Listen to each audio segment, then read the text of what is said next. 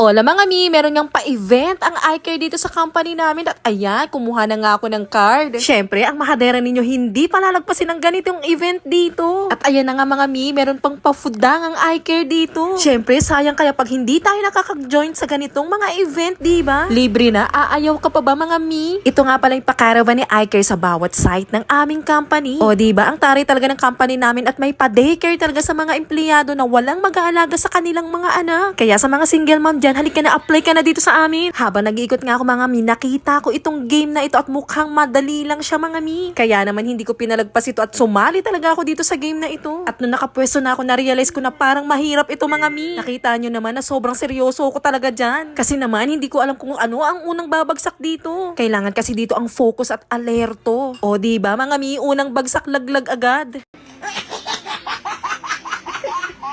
Siyempre, hindi ako basta-basta susuko dyan hanggat wala akong nasasalo. O, sa tingin ninyo, ilang stick ang masasalo ko dyan, mga mi? Sa mga oras na yan, ay medyo nalulungkot na ako dahil wala pa rin talaga akong masalo. Pero syempre, kailangan mo pa rin lumaban. Ayan.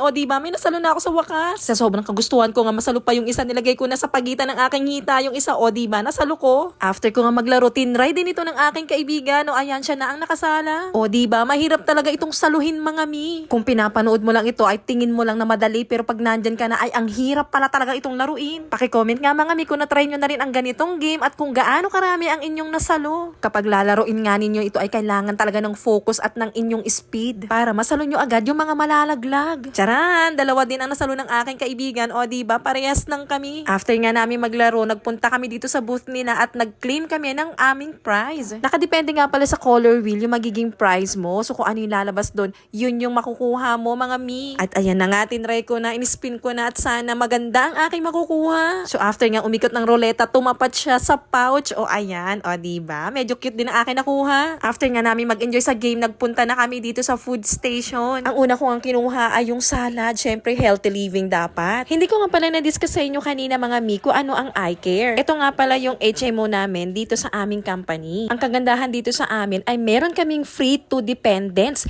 Yes mga mi, dalawa ang free namin na dependents. O diba? Napakalaking tulong talaga nito. Isa din ito sa dahilan kung bakit pinili ko itong company na ito. Dahil mararamdaman mo talaga dito ang pagiging people first nila. At ayan, nandito rin pala yung ice cream ni Mang Berts. Kaya mga mi, kung gusto nyo mag-apply, message nyo lang ako.